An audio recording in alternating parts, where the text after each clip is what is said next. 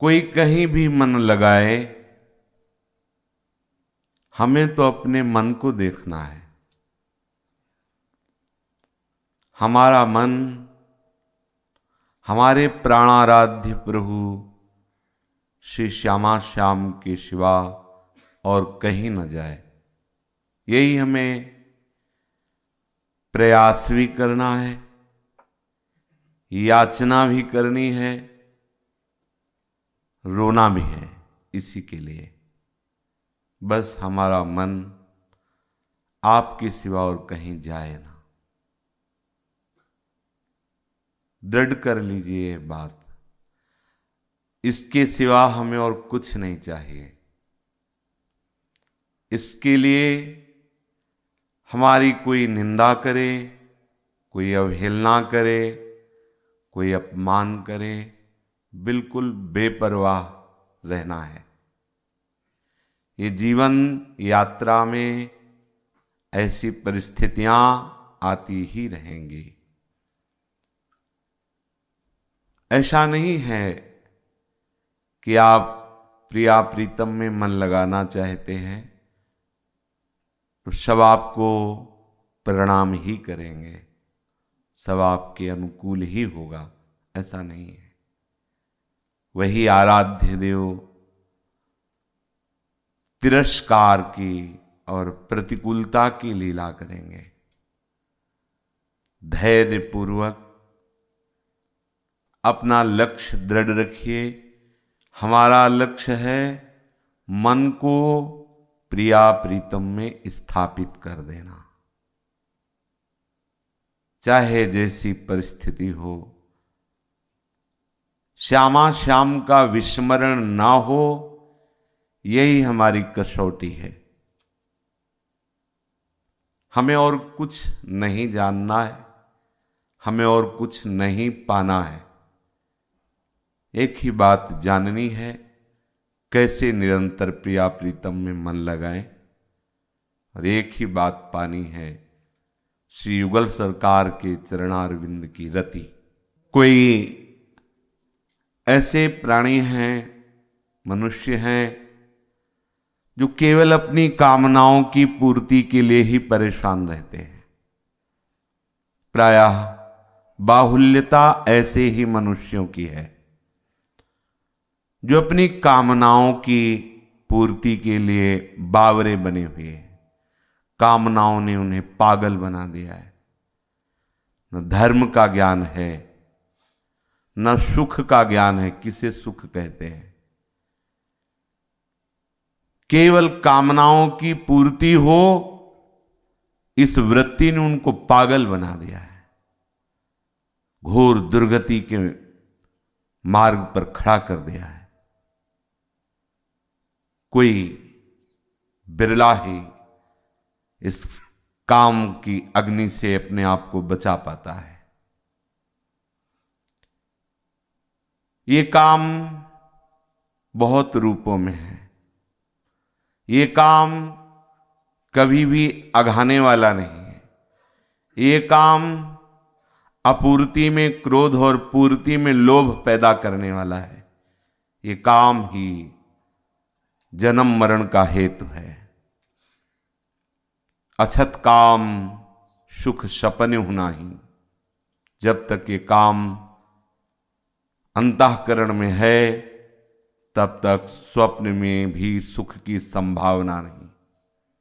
पर प्रायः मनुष्य कामोपभोग की लालसा से ही बरतता रहता है, बर्ताव करता रहता है, चेष्टा करता रहता है, विवेक का प्रयोग नहीं कर पाता है।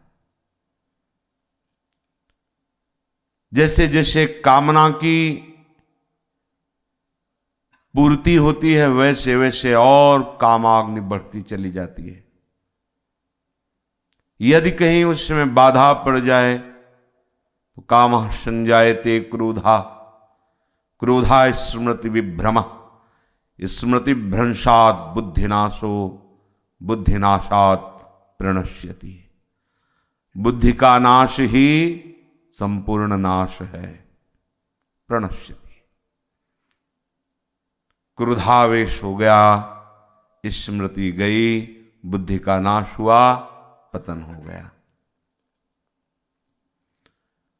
कोई कोई इस कामना की पूर्ति के लिए देवताओं का आश्रय लेते हैं, कोई भाग्यशाली जन धर्म का आश्रय लेते हैं, कोई कोई कामनाओं की पूर्ति के लिए सर्वलोक महेश्वर भगवान का आश्रय लेते हैं। जो कामांध होकर के धर्म का त्याग करके कामना पूर्ति के लिए भटकते हैं, उनसे तो ये बहुत अच्छे हैं जो अपनी कामनाओं की पूर्ति के लिए देवता या धर्म का आश्रय या फिर प्रभु का आश्रय लेते हैं। ये कामना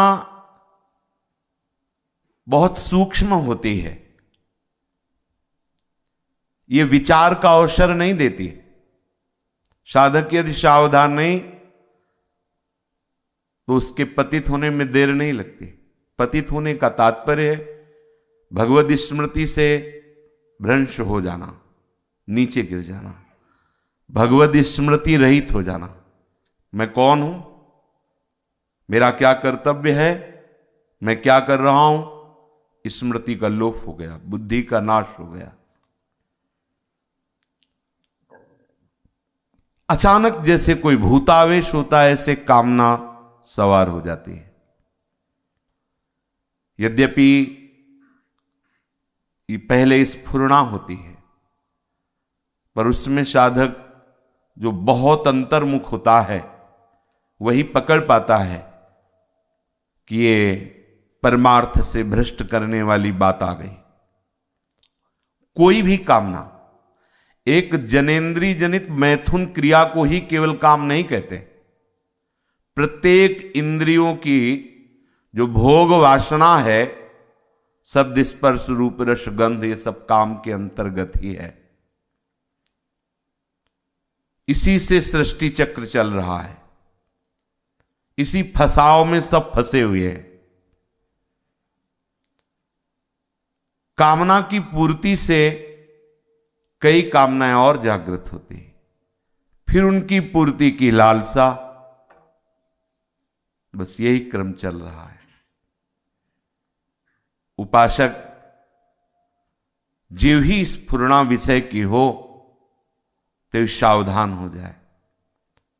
होता क्या है, जब हमारे अंदर कोई कामना जागृत होती है तो सबसे पहला कार्य वो करती है, अज्ञान रूपी धुआं फैला देती है। जैसे बहुत घने कोहरे में सही मार्ग दिखाई नहीं देता, ऐसे ही अंतःकरण में ज्ञान के प्रकाश को ढक करके अज्ञान रूपी कोहरा फैला देती कामना। उसको सही निर्णय करने का जो विवेक है वो खोजने पे भी नहीं मिलता। कामना प्रबल होती चली जाती है और फिर ये बात बैठ जाती है कि अगर ये विषय मिल जाए और भोग लूं, या ये विषय मिला है इसे भोग लूं, साधना तो बाद में देख लेंगे, पहले विषय। विचार का बिल्कुल अवसर नहीं देती कामना। और जो ही उपासक उस कामना की चेष्टा से युक्त होता है तो भगवत प्राप्ति की लालसा, अध्यात्म शक्ति की वृत्ति, शास्त्र सम्मत आचरण करने की सामर्थ्य तत्काल ढक जाती है,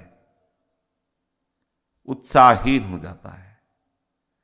परमार्थ उसको एक पहाड़ नजर आने लगता है। धीरे धीरे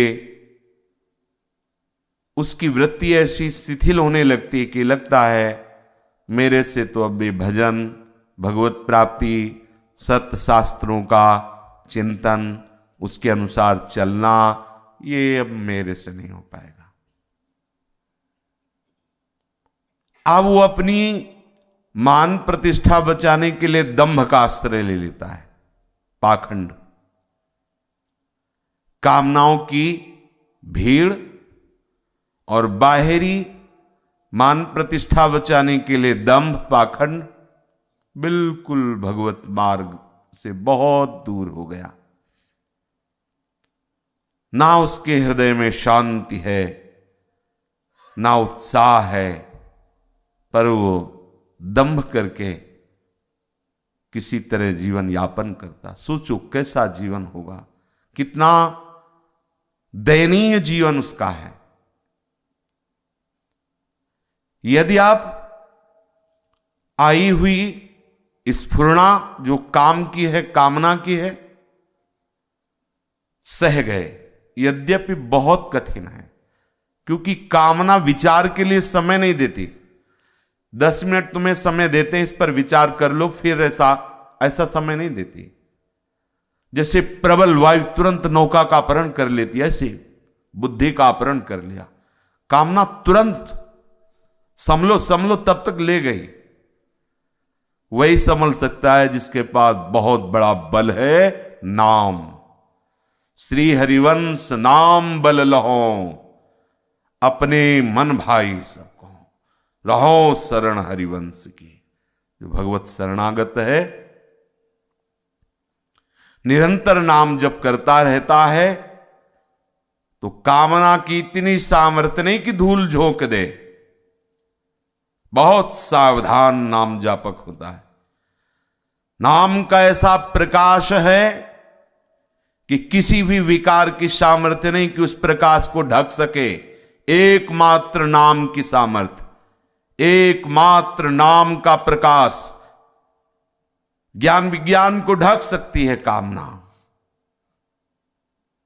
योग सांख्य को ढक सकती है कामना, लेकिन नाम बल को कामना नहीं ढक सकती। ध्यान देना, अपार सामर्थ्य युक्त नाम। हरिवंश नाम बिसरे न छिन, श्री हरिवंश सहाय बल।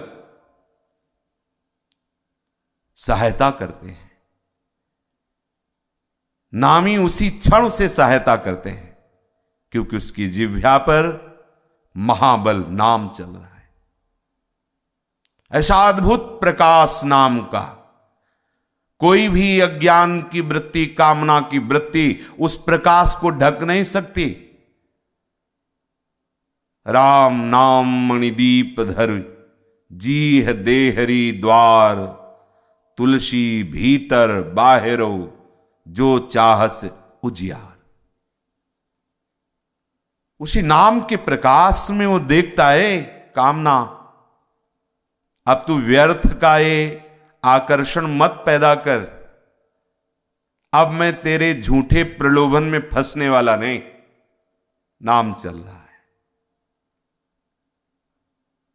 नाम में इतनी सामर्थ्य, कामना को हावी नहीं होने दिया, और उपासक नाम के बल से सह गया। आई हुई कामना की प्रबल अग्नि को नाम बल से उपासक सह गया। अब जानते हो क्या हुआ?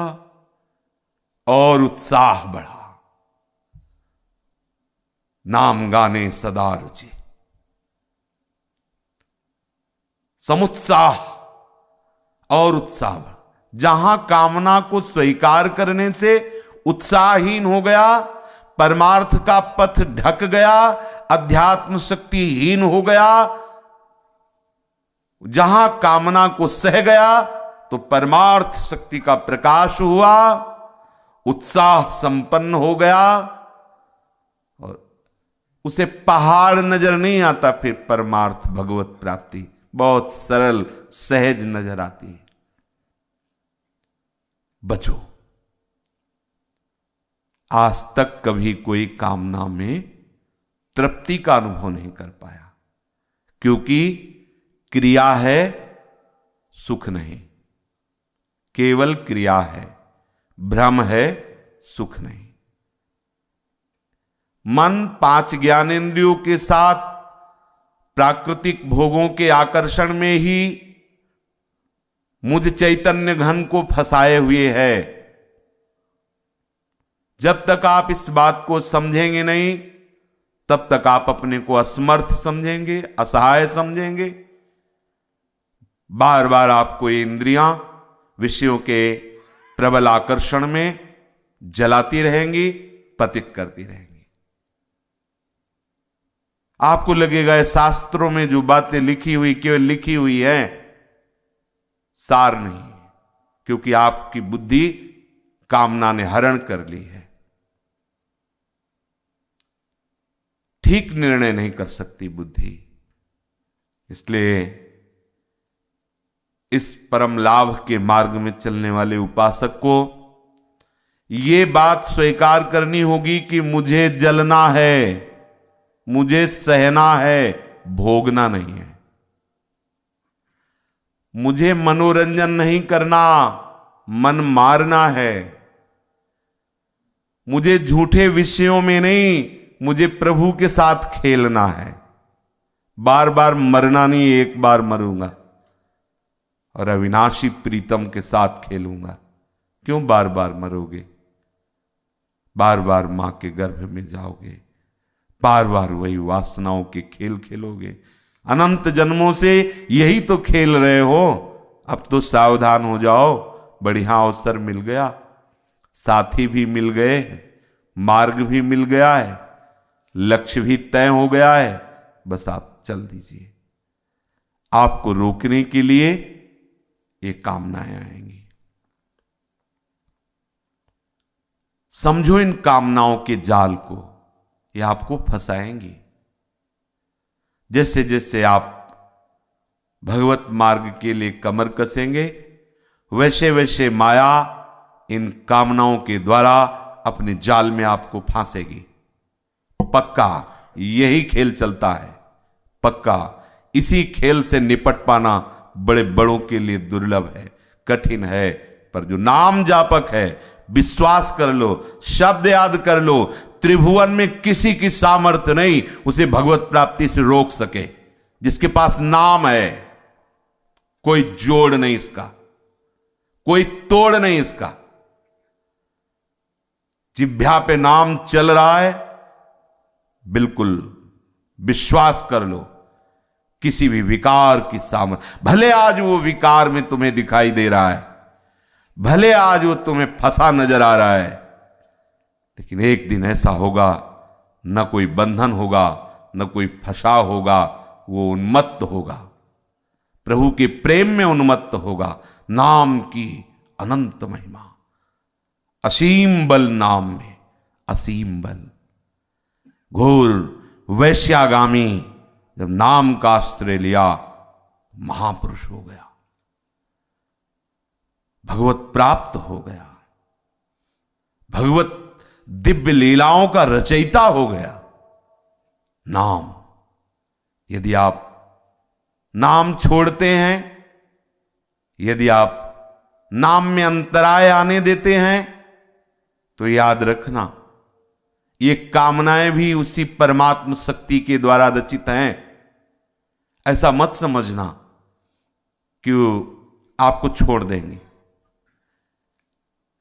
महापुरुषों ने जो बहुत सूक्ष्मता से अनुभव किया, वही हानि है, वही सबसे बड़ा दोष है, वही सबसे बड़ा छिद्र है।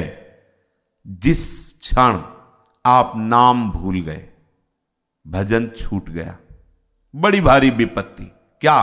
कोई न कोई कामना खड़ी हो जाएगी, आपको फंसा लेगी, आपका चिंतन, आपकी शांति, आपका आह्लाद, आपका चैन नष्ट कर देगी। नाम। कोई ऐसे हैं जो अन्य मनवांछित फलों की प्राप्ति के लिए साधन करते हैं। मेरा यश हो जाए, मैं दूसरे के मन की बात जान लूं, मेरा प्रभुत्व हो जाए समाज में, लोग मेरा प्रभाव देखें, कई तरह की मनोकामनाएं होती हैं। क्या होगा इससे? हो सकता है आप किसी महात्मा के सानिध्य से ऐसे मंत्र आदि प्राप्त कर लें जिनसे सिद्धियां मिल जाए। ऐसा होता है। जैसे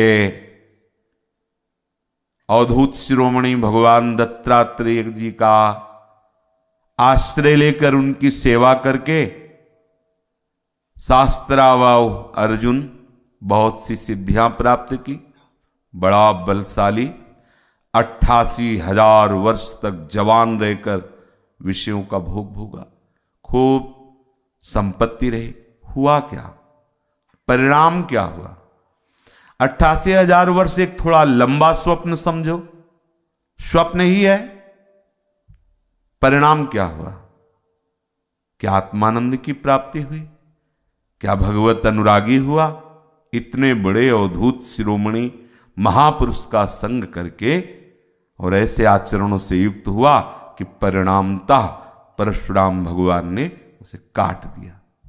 क्या हुआ? इसलिए मेरा प्रभुत्व हो जाए, बहुत ही यशस्वी बनूं, लोग मेरा नाम जाने। कौन लोग जानेंगे? कौन जानेगा? अगर व्यवहारिक क्षेत्र में तो यहां ऐसी गर्म ठंडी हवा चलती रहती है, तुम्हारे जैसे कितने आए कितने गए, यहां कोई किसी का नाम नहीं जपता। जब हरि का नाम नहीं जपता तो तुम क्या हो? रहे न रावण सम अभिमानी, हिरणाकश्यप संबरदानी, खान विभव की खान, जगत में कुछ दिन के मेहमान, भजले श्री भगवान, जगत में कुछ दिन के मेहमान। कुछ दिन के लिए आए हो, कौन तुम्हारा नाम जानेगा? बड़े बड़े महल खंडहर पड़े, कबूतर वहां हगते हैं, ऐसा लगता है प्रेतों का वास हो रहा है। बड़े बड़े पहाड़ जैसे महल है, कई जगह हमने देखे, खंडहर पड़े। सोचा था कि मेरा नाम होगा, कि इतना बड़ा महल में क्या नाम होगा? काल सबको रौंदता चला जाता है। बड़े बड़े बलवान हुए, विद्वान हुए, बड़े बड़े सब मिट्टी में मिल गए। इसलिए मनोवांछित फल की प्राप्ति की ये चाह छोड़ दो। स्वप्न में हो जाग जाओ, मोह निशा सब सो अनिहारा, देखे स्वपन अनेक प्रकारा। जग जाओ। जगोगे ना तो हरि के सिवा कोई नहीं है। किसका नाम चाहते हो? अपना नाम। कौन? हरि जपे तो तुम हरि हरि जपो। हरि आपका ये यथा माम प्रपद्यन्ते तास तथैव भजाम्यहम्। दूसरा कोई है ही नहीं। तुम दूसरे के सामने अपना प्रभुत्व स्थापित करने की कामना करोगे, मनोवांछित पूरा जीवन चला जाएगा, कोई मनोवांछित फल नहीं। सोचते हैं कि सुंदर पुत्र हो जाए, संपत्ति ऐश्वर्य, हम बड़ा सुख भोगेंगे। देख लो क्या है। कोई ऐसे हैं सोचते हैं कि यज्ञ आदि करके स्वर्ग आदि लोगों को प्राप्त होंगे, बड़ा विमान मिलेगा, अप्सराएं मिलेंगी। थोड़ा चमकीला स्वप्न है। पुण्य क्षीणे मृत्यु लोके विशन्ति। अच्छा स्वप्न है। स्वर्ग स्वप्न है, सत्य वस्तु नहीं है। स्वर्ग सत्य वस्तु नहीं है, क्योंकि सत्य वस्तु सच्चिदानंद प्रभु श्री कृष्ण है। सच्चिदानंद रूपाय विश्वोत्पत्त्यादि हेतवे। स्वर्गादि लोक एक कल्पना की गई है इनकी। आब्रह्मस्तम पर्यंतम सर्वम मायामयम जगत, कल्पना की गई। जैसी जैसी सत्य वस्तु में कल्पना की गई तो भ्रमात्मक ये लोकों का निर्माण हो गया। ये भ्रम है, सत्य नहीं। स्वर्ग आदि ये लोक सत्य नहीं, ये माया रचित है। माया रचित, जैसे जादूगर अकेले मंच पे आता है, ढेर सारी सामग्रियां रच देता है, फिर जब जाता है चुटकी बजाते ही सब समेट लेता है। ऐसा ही मेरा हरि जादूगर, हरि को ऐसो ही सब खेल। मृग तृष्णा जग व्यापी रही है, कहूं बिजौरो न बेल, न बीजा है न वृक्ष है और पूरा बगीचा लगा है। ऐसा जादूगर है। कुछ लोग यज्ञ आदि के द्वारा स्वर्ग आदि प्राप्ति की आकांक्षा से पूरा जीवन लगा देते हैं। क्या लाभ मिलता है? अगर सही माने में यज्ञ आदि हो गई तो स्वर्ग आदि लोकों को भोग करके पुनः फिर मृत्यु लोक में आते हैं। कोई ऐसे हैं जो कर्म के द्वारा, ज्ञान के द्वारा, योग के द्वारा मुक्ति पाना चाहते हैं, मोक्ष पद प्राप्त करना चाहते हैं, परंतु हमें तो ना कामनाओं की पूर्ति चाहिए, न मान प्रतिष्ठा चाहिए, ना हमें स्वर्गादि लोक चाहिए, ना हमें मोक्ष पद चाहिए। क्या चाहिए? बोले बस हम निरंतर युगल चरणारविंद की स्मृति में डूबे रहे। ये है खास बात। स्मृति में, ध्यान में, याद में बैठा है या कार्यरत है, अकेले है या समाज में है, बहिर्मुख है या अंतर्मुख है, कोई फर्क नहीं पड़ता। अपने प्रीतम की स्मृति, श्यामा श्याम की स्मृति में डूबा हुआ है। इससे बढ़कर के कोई लाभ नहीं है। चूकना मत।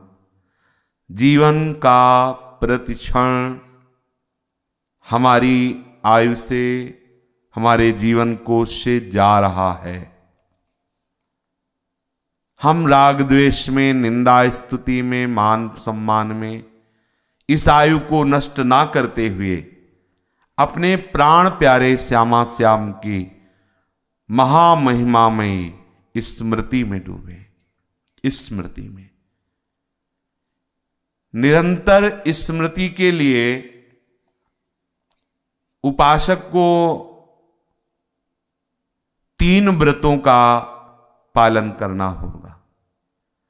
निरंतर श्यामा श्याम की स्मृति के लिए उपासक को 3 व्रतों का पालन करना होगा। पहला व्रत है शरीर का।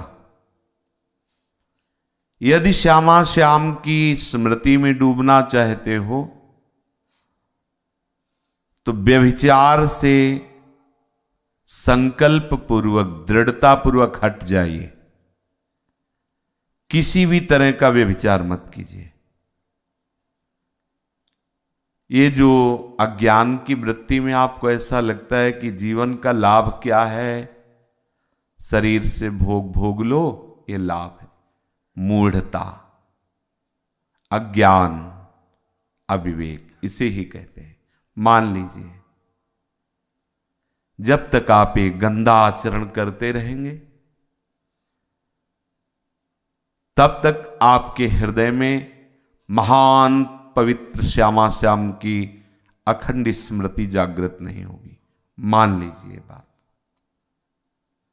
आप सोचें कि सब कृपा से हो जाएगा और हम व्यभिचार करें, हम गंदे आचरण करें।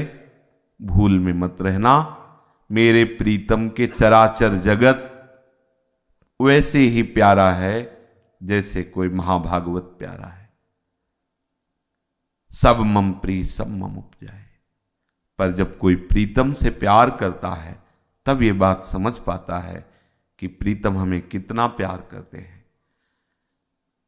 शुभगति व्यभिचारी, शास्त्र में वर्णन आता है। सेवक सुख चाहा, मान भिखारी, व्यसनी धन, शुभगति व्यभिचारी। व्यभिचार करे, सोचे हमारे लिए विमान आएगा, शुभगति होगी। भ्रम में मत रहना। व्यभिचारी की शुभगति नहीं होती। सहो, धर्म पूर्वक चलो। यदि गृहस्थ हो तो शास्त्र सम्मत स्त्री सहवास करो। अपनी पत्नी अर्धांगिनी जिसके साथ पाणी ग्रहण किया है। विरक्त हो तो भगवत नाम बल से सह जाओ, जीवन मुक्त हो जाओगे। ऐसे महासुख को प्राप्त होगे। बड़े बड़े चक्रवर्ती राजा बहुत से सब सुख सामग्रियां, पर कभी भी भोगों से उनको कहीं सुख नहीं मिला। इसीलिए जो आमरण अनशन व्रत लिए महाराज परीक्षित जी हैं, उनको श्रीमद् भागवत में परमहंस जी महाराज सुना रहे, क्योंकि राग का नाश हो जाना ही जीवन मुक्तता है, इसीलिए सुना रहे राजाओं के चरित्र। कहीं भोगों में राग न रह जाए, शरीर में राग न रह जाए।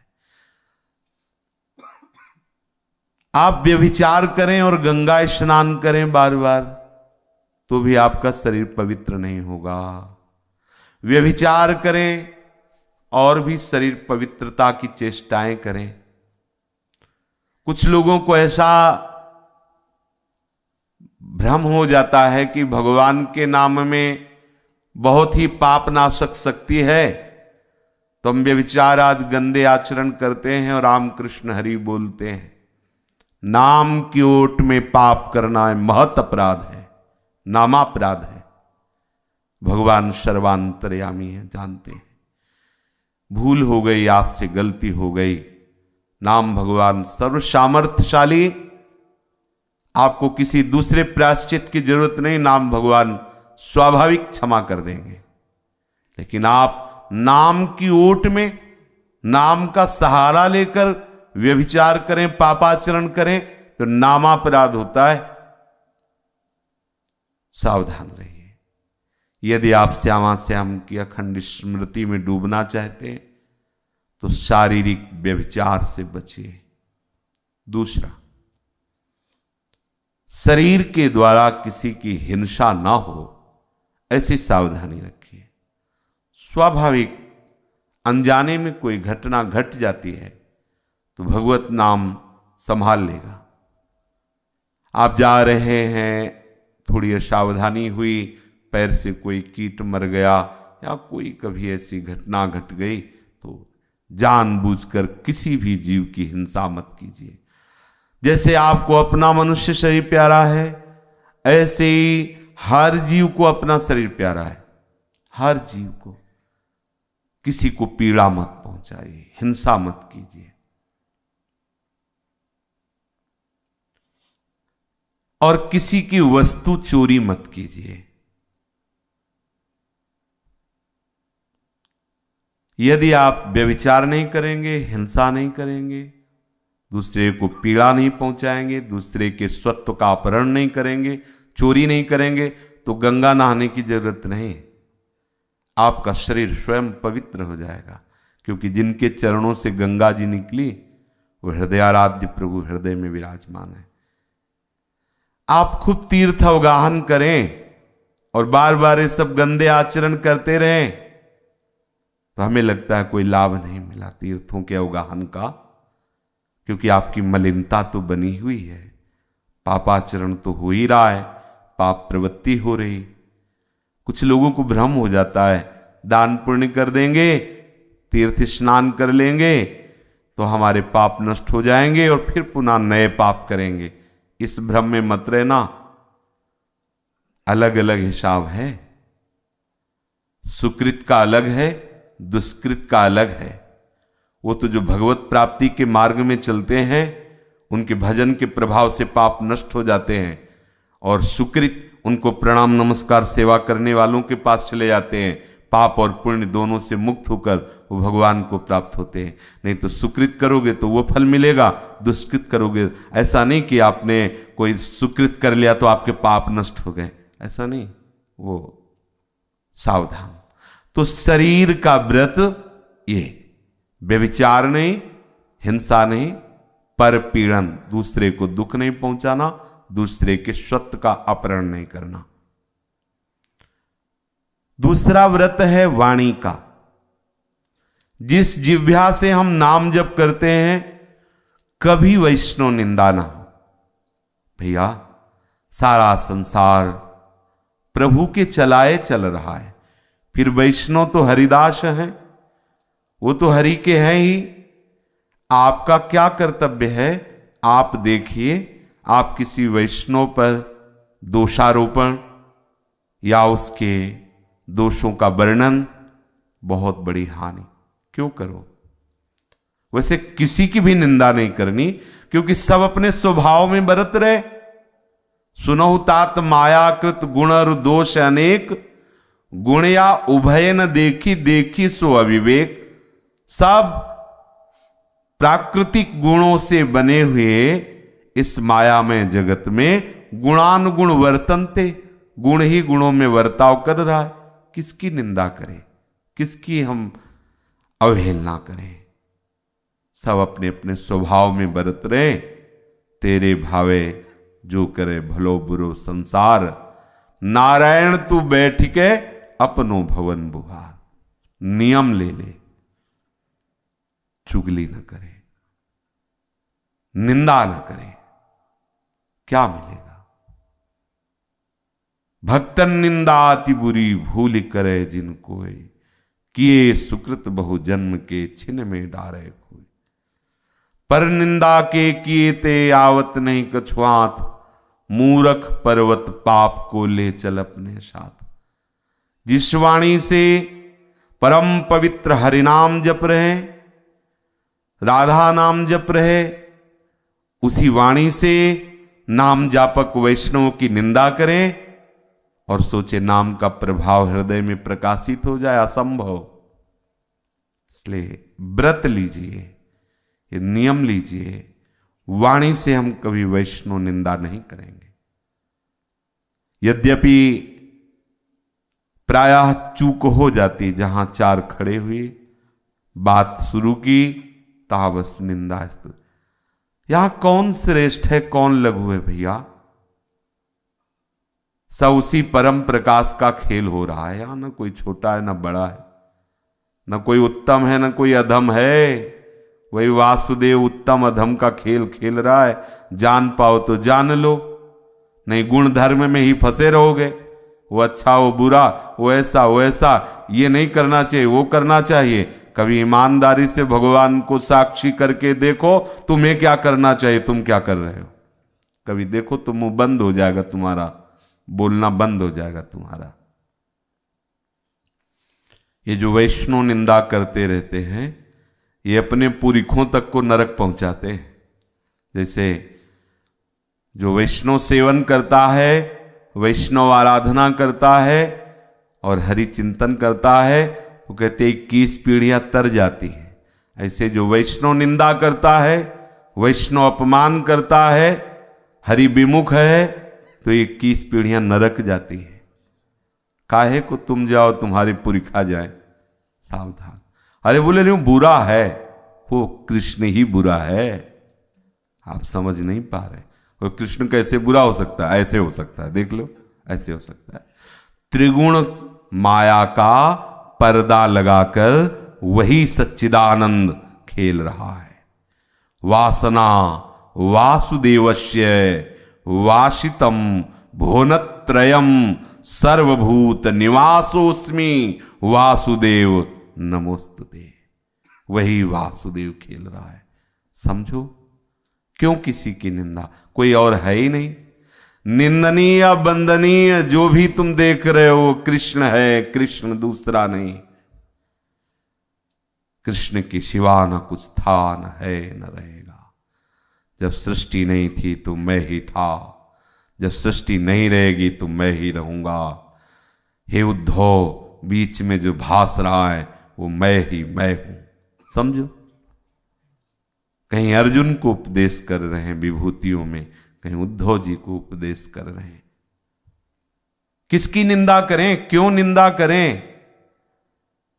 ईमानदारी से देखो आप अपने हृदय में, क्या आप इतने पवित्र हो गए हैं कि दूसरे की निंदा करने का अधिकार मिल गया है? यदि आप पवित्र होते तो दूसरा कोई दिखाई ही नहीं देता, और जब दूसरा दिखाई दे रहा है तो बोलने का अधिकार है ही नहीं, क्योंकि गलत हो आप। प्रभु के सिवा कोई नहीं है। देखो, जिन जिन को प्रभु दिखाई दिए ना, तो कह रहे एक क्रूरा अपिपापिनो न च सताम संभास दृश्याश्चे सर्वान वस्तुतया निरीक्ष स्वाराध्य बुद्धिर्मम। कोई भी ऐसा महापुरुष नहीं जो इस स्थिति से आगे ना बढ़ा। सब जगह मेरा प्रभु है। क्यों निंदा करते हो? इसीलिए व्यवहार शून्य जीवन रखो। जहां ऐसा लगे कि इनसे मिलने से हमारी निंदा आदि की वृत्ति बढ़ेगी, मत मिलो, मौन रहो, मत बोलो। तो वाणी का व्रत चुगली या निंदा ना करना। शास्त्र स्वाध्याय, हितकर वाणी और नाम जप, नाम कीर्तन। और मन से भी कभी किसी का अहित ना सोचना, ये मन का व्रत है। जैसे कोई हमारा अपमान करता है, हमारी अवहेलना करता है, तो हम शरीर से चेष्टा नहीं करते, वाणी से नहीं करते, पर मन से मनाने लगते हैं, भगवान इसका बुरा हो जाए, ऐसा मनाते हैं। ये बहुत परेशान करता है, इसका ऐसा हो जाए। ये नहीं होना चाहिए, क्योंकि भगवत प्राप्ति मन से ही होनी है ना। आप मन को क्यों गंदा कर रहे हैं?